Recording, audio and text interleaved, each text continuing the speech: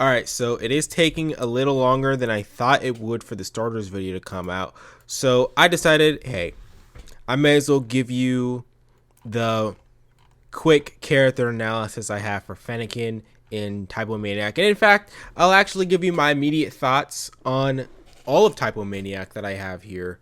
After Fennekin, I do want to note that this is rough draft stuff, so this will be certainly changed in the video. It will be a bit better, but here you guys go for, all my members. So immediate thoughts. Despite a few plot points or moments that felt sort of weird, like the government thing going nowhere or Chikorita not wanting revenge, despite clearly vowing it earlier, I thought this was one of the best web films I've ever seen on the internet because of its deep characterization and extremely complicated dialogue. I've now watched this 3 times, and a first watch of this just isn't enough to appreciate how good it actually is. But before I get into specifics, I think this episode best exemplifies an aspect of starters that's always creative and unpredictable that I don't think is appreciated enough. Unique world building. I'll be praising general aspects of starters throughout the video, and one of the best is its world building. This is an obviously Pokemon based series, though every episode builds off of ideas from Pokemon and tackles them in interesting ways given the differences starters introduces from Pokemon, like how, everyone can talk. But what do I mean by that? Well, for starters, in the original Pokemon, there seems to be nothing about them having cores that power each and every one of them and allows them to use their abilities. In starters though, this aspect of Pokemon is added onto since in here, each one has a core, which is an extremely delicate and unknown field of Pokemon anatomy that, to our knowledge, only Mudkip has figured out. It's simple, but it's what allows for Typomaniac to even take place. But it also ties into one of the most interesting world building choices in the series, which is the integration of type advantages. In the actual Pokemon, as you probably know, some types are stronger or weaker than each other. That mechanic is translated in this when it comes to anything romantic as taboo or strange, which is relevant for Chespin and Fennekin's relationship, especially by Rare Candy. And even though on the surface it seems analogous to something like interracial relationships in real life, the massive difference there is the type advantage. Fennekin puts Chespin in the hospital and almost killed him because Chespin is a grass type. Her being a fire type puts Chespin at risk because there's an extremely massive physical power imbalance, and so in that way it makes a lot of sense for this kind of thing to be a taboo. It reminds me of Beastars where, spoilers I guess, Edo, who's a predator, kills his girlfriend, who's prey by accident since predators are just that much stronger than prey. All the predator in Beastar has to do to kill prey animals is squeeze their head too hard, and so the fear prey has of predators in Beastars, not to mention the ridiculous idea of a relationship between the two types of creatures, makes a lot of sense because of the physical power imbalance. It could just be me, but I always find dynamics like this in shows interesting because people thinking it's wrong for two characters like this to be together actually makes sense, and it creates a genuine hurdle in a potential relationship. Can they overcome it, or do they decide it's better to split and not hurt each other? These are just 2 examples out of a lot of how Dane adds on the Pokemon in creative ways in order to make this series feel like something entirely different and unique. And hey, it's just an aspect of why I think Starters as a whole is so good, so I could go on for quite a bit as to why I like the series so much. But I think that it'd make the most sense to speak on the highest quality aspect of the entire show, one that makes every presentational weakness, like the art or the voice acting, not matter, the character writing. Fennekin. Alright, I really like my analysis of Fennekin. Fennekin's easily one of my favorite characters ever because of her subtle characterization and complexity. Each and every word used in Typomaniac is useful as it gives a lot of insight into who she is, and honestly, it paints such a tragic picture better than I understood even on a second watch and heavy reflection on what this was trying to communicate. But I'll be using 3 specific examples that show off who Fennekin really is the best. The one with her and Chespin in the hospital. Secondly, the one where Fennekin insults Chespin's bullies. I'm actually going to remove the secondly word. I don't think I need that. The one where Fennekin insults Chespin's bullies, and the conversation between her and Mudkip where she calls Chespin annoying with a few extra scenes to bring home my observations. Hospital scene, so in the video I'd show the hospital scene. Come over here! Wow, I'm so happy to see you! Look at me all burned up, look like a total badass, like an action hero or something. Oh, Fennekin, I'm fine. Stuff like this happens all the time. I'm so sorry. Don't let that bring you down. There's not that much damage. Even the others are okay. Be sure to apologize to them too. Yeah. I got a week or two here, and after that, I'll be as good as new. Then we can go out some more. Oh yeah, you wanted to say something back at the school. What was it? Well, it's nothing really. Oh, come on, it's all good. It's too late. Oh. Did it have to do with your fire? Fennekin, it's fine. Everybody's got their quirks. And hey, you were protecting me. They could have beaten me up to a pulp. I would have been sent here anyways. Oh, Fennekin, please don't cry. I'm sorry. I don't want this to happen again. I pushed them to fight you. And then I flared up. I have anger issues. No, you can control it. I'll do research. I'll help you. Nothing's helped at all. Well, if you looked on the positive side of everything, I've done enough damage. Fennekin, are you listening? I'm fine. I could have killed you. Yeah, but you didn't. This isn't the first time something like this has happened. Everywhere I go, it's like, oh, it's not as bad though. Oh man, Fennekin. Oh, I want to hug you so bad. You know, Chespin, there is a problem with different types having a relationship together. There's a possibility that one can hurt the other. Fennekin, don't leave me. Chespin, stay in bed. Don't worry about me. Please forget about me. We're technically strangers. We met like yesterday. Don't worry too much. You'll never see me ever again. Fennekin? This scene with her and Chespin is just horrible, and it's really hard to get why on initial watch. He's hurt horribly due to what she said to him, and because of how Chespin is, he forgives her immediately, but all she can say is sorry despite that.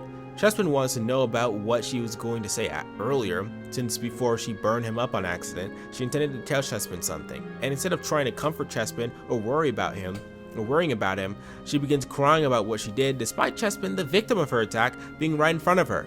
In fact, note how she never makes a real attempt to comfort or even listen to Chespin, and even Chespin notices this when he says, "Fennekin, are you even listening? I'm fine." By the way, I'm just gonna play the video and the actual thing. I may as well. But again, seemingly without realizing, she pities herself and cries because of what she did for herself. Another horrible scene that adds on to this aspect of her is when after Mudkip tells her her anger will never go away. Well, have fun. Fine, Chikorita, do whatever you want.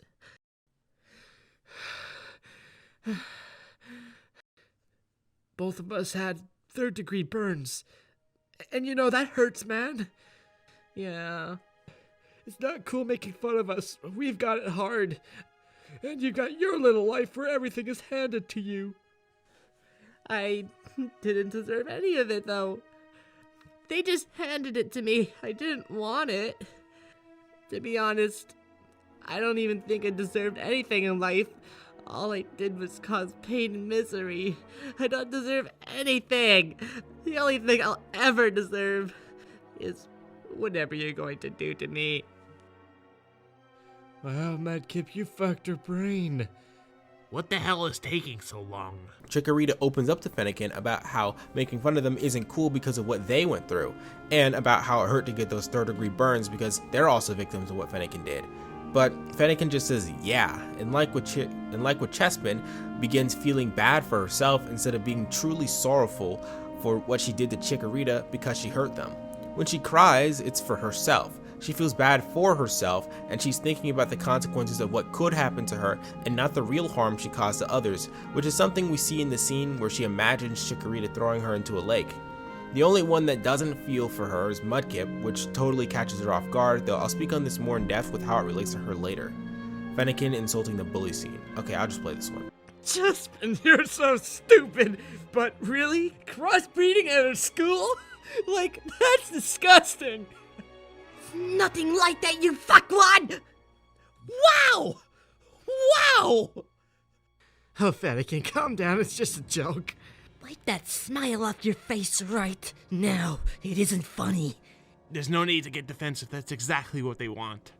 Well, if they want it, they're gonna get it right in the fucking mouth. Anakin, I'm sorry. We don't mean any trouble or harm. We're gonna go now. It might seem like this one's just Fennekin getting mad for a good reason, but it's deeper than that, because both Chespin and Mudkip tell her multiple times to not escalate things. Chespin desperately does not want conflict, and Mudkip says that getting mad is what they want, but she just gets mad anyway.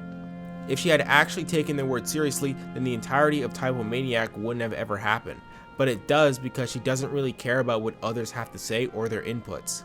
If Fennekin thinks that doing something in the right moment is right, or if it feels right, or if it's guided by anger, then she'll let that win out every single time over what others think.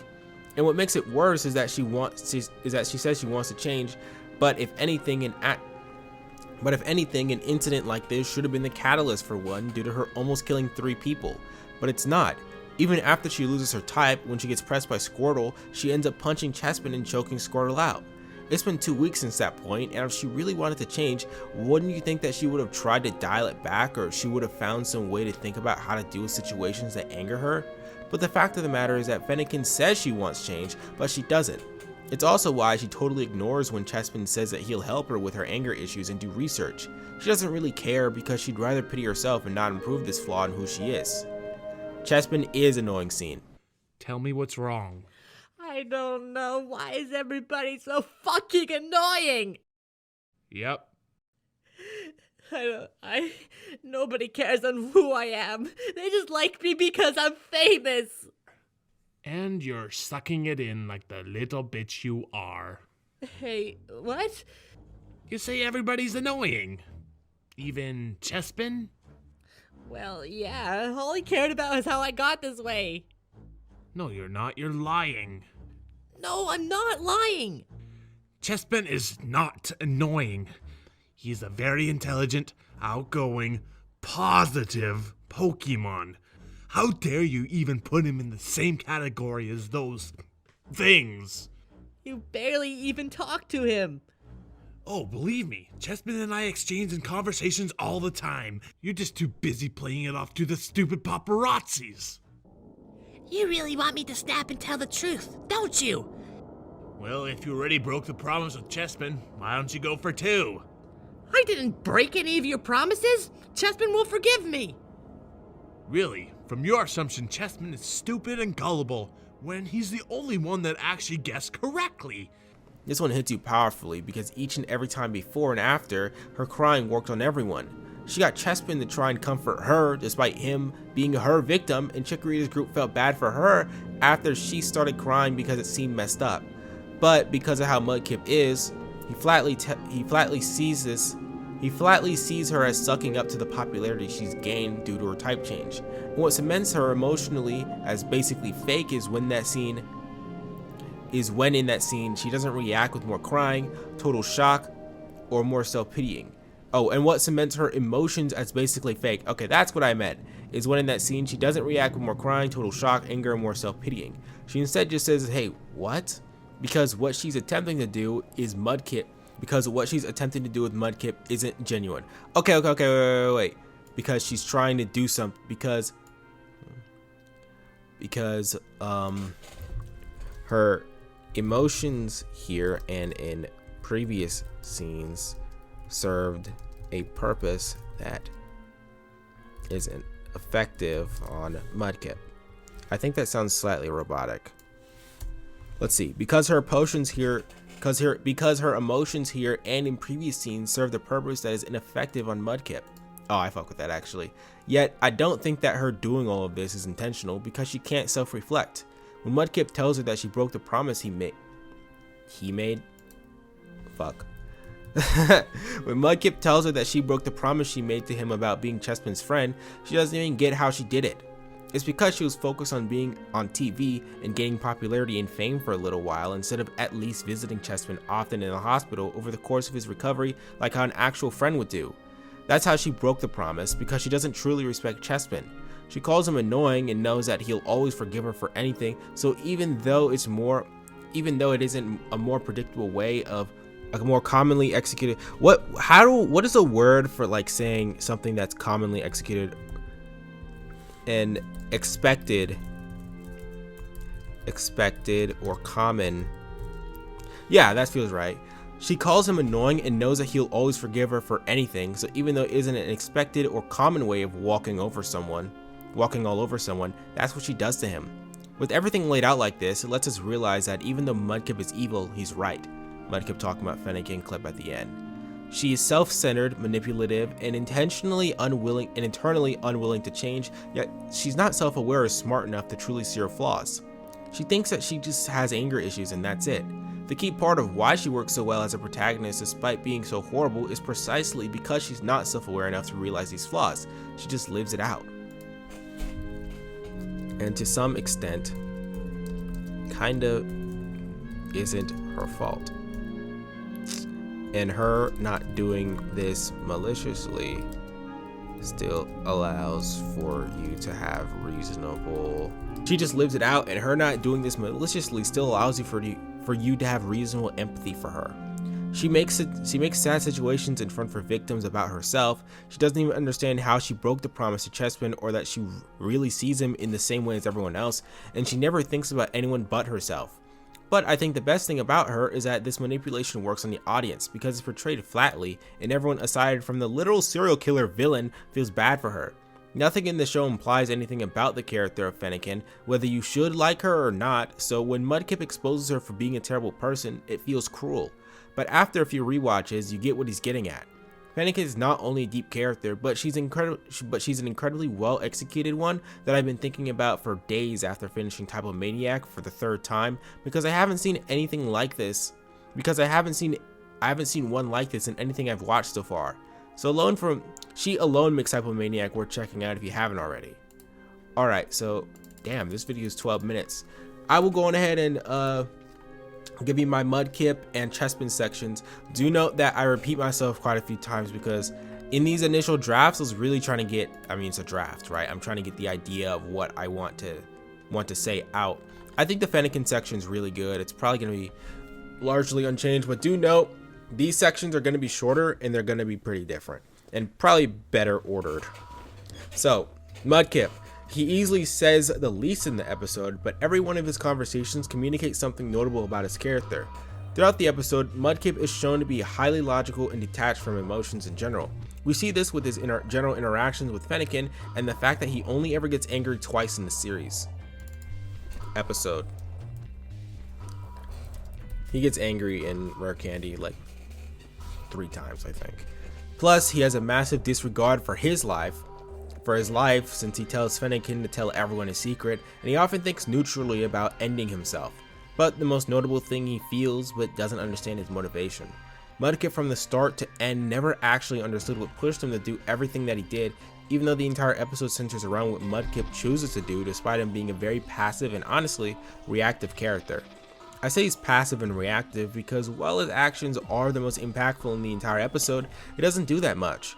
Reactive because he only has about 2 notable actions, and from there everything else naturally develops or snowballs because of those actions he took, which is what makes him passive since he doesn't push the plot forward.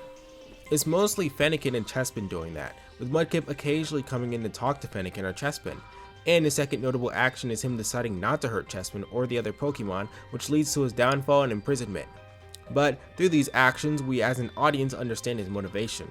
When he kills Pokemon, they're usually the ones he hates, but we never see any Pokemon throughout Typomaniac, even the guys who bully Chessman, do anything to Mudkip. Mudkip doesn't have empathy towards anyone, their families, or even himself, as he usually rationalizes what he does is for science, which makes it okay. Or he says it's because the Pokemon he kills are evil, and while it's a funny scene where Chessman asks, So, how would you feel if someone killed you? I'd feel dead. it means a lot because he clearly doesn't even care about his own life. He mentally can't entertain or understand the idea of being in someone else's shoes. He only took Fennekin's core out on the condition that she'd hang out with Chespin, and after she calls him annoying, he snapped at her and got extremely defensive for his sake, which is one of the only times we see Mudkip actually angry. And by the end, he allows Chespin inside, even though he'd never be able to bring himself to hurt him. Despite all of this, and even Chespin trying to get him to kill, trying to get him not to kill the people that bullied him, he never understands why he felt like sparing them, even though this is all clear to us. Everything important in Typomaniac that happens because of Mudkip's motivations, and because Mudkip's true motivation is for Chespin to be happy. Science is just part of it, and by the end, he disregards it as something stupid. But since that's a tangible, clear, and non-emotional reason for his motivation, he understands it initially as a big reason as to why he's doing it.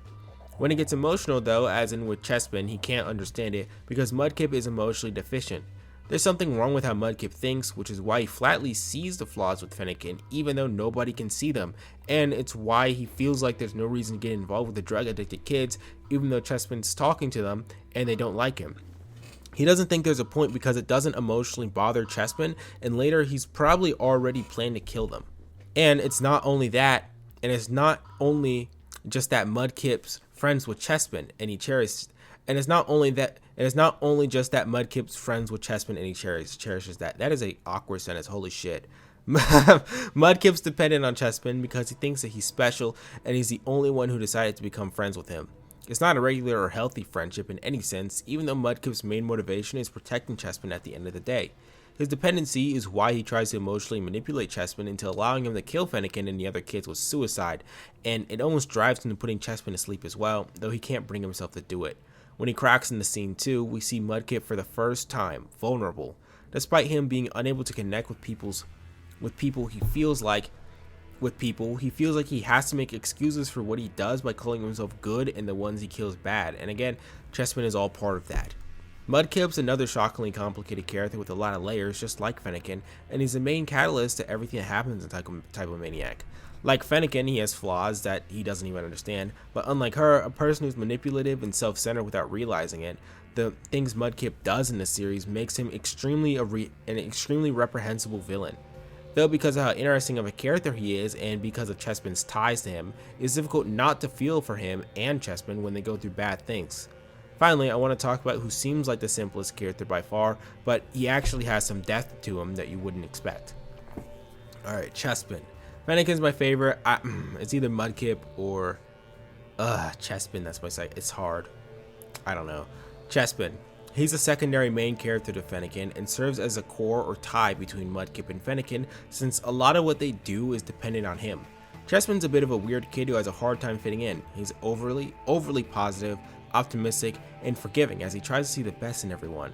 Though because of that, a lot of people, including Fennekin, think that he's dumb because of that. See, this is what I mean. Though because of that, a lot of people, including Fennekin, think that he's dumb because of that. See, dude, I gotta freaking rewrite all this, man. You're not like this is some secret stuff for my members, bro. I hope you all like this, bro. Since most manipulate that aspect of his personality, and he's easily walked all over because of this too. Since he never wants to cause conflict, and he always tries his best to understand people. That's why he just lets the drug addict kids make fun of him, and more notably, it's why Fennekin herself walks all over Chespin and treats him like crap. There's never a point where she actually listens to what Chespin has to say or do what he wants, because he always forgives people and is overly positive. In the bed when Fennekin burned him up, he saw what happened to him on the bright side. He would have been sent there anyway, and Fennekin did it to protect him, he says. But in an instance like this, where he suppresses how he truly feels about what happened, especially when Fennekin just leaves without actually hearing him, it's completely fine to be angry. 2 weeks of life was just taken away from him because his friend wouldn't take his request seriously when he asked her not to escalate a situation, which led him into this situation. And after Chespin makes a full recovery, he doesn't even mention the fact or outwardly feel a certain way that Fennekin never visited him in a hospital. He's just seemingly alright with it, and even though Fennekin is supposed to be his friend. But instead, she took the opportunity of being on TV for a few seconds of fame for herself instead of checking up on her own friend in the hospital. Chespin's walked all over by everyone except Mudkip, and Mudkip truly cherishes and cares about Chespin. He wants what's best for Chespin, and Chespin knows that, which is why even though they don't talk all that often, they will still care about each other. Even by the end, Chespin forgives Mudkip and thinks that he can change, even though he just said that he was going to kill all those people. In a way, he's the opposite of Mudkip. Even though they're both weird and actually pretty smart, Mudkip is highly logical and pessimistic, while Chespin is highly emotional and optimistic. It's no wonder as to why they care so much about each other, even if Mudkip does go way too far with it due to his pessimistic view of the world. Chespin, though, like Mudkip and Fennekin, isn't perfect by any means. He has really noticeable flaws, like his inability to see why people might not like him, the fact that he's a little weird, and that maybe he shouldn't let people exploit or make fun of him just to keep the peace. He clearly feels certain things in ways, but it's obvious that he's holding back to keep things positive in situations where that's just not called for. Not to mention the fact that he tries to accelerate what Fennekin and he is way too fast. They meet on day 1 and hang out once, and on day 2, Chespin calls Fennekin his girlfriend, which she'd rather him not do because of the type difference. And again, the fear there with the type difference is rational. Fennekin almost killed Chespin that day. She got angry. She commonly gets anger outbursts, and she's a fire type. The physical power imbalance within their relationship is completely insane, but he can't really see or understand that perspective. He's certainly not the most complicated character yet. Since that'd go to Fennekin or Mudkip, but he is an effective and still deep one that's extremely memorable because of who he is. Typomaniac conclusion. This has some of the most powerful characterization that I've seen in any web series by far. Everyone important is complex, aspects of themselves are subtly put into the story, and it works extremely well despite everything presentationally looking like South Park Pokemon. Dane made you forget that that's what you're watching and not some kind of serious fantasy series where teenagers get killed when their element is lost. And about that. One weak point I personally see in Typomaniac and more so in Rare Candy is that these don't feel like elementary school kids. Mudkip's an emotionally deficient mad scientist. Fennekin's a self-centered and violent person who moved here to get away from the fact that she killed somebody where she was from. The only one that feels fitting to be a child is Chespin, and even then I could still see him being characterized as childish due to his optimism. It would have been more fitting if these characters were teenagers given their complexity and how they speak to one another. Plus, things like Chikorita's group doing drugs in the back of the school would have also made more sense if they're like 16 or 17-year-old high school juniors as opposed to 10 to 11-year-old elementary kids with these kind of outlooks on life. It's not a big deal in Lavender Town, Out in the Rain, or Oranberry, since generally those ones are simpler, but it is here because the actions the characters do and how they speak feel totally absurd and ridiculous in a bad way if you imagine them as actual kids with kid voices.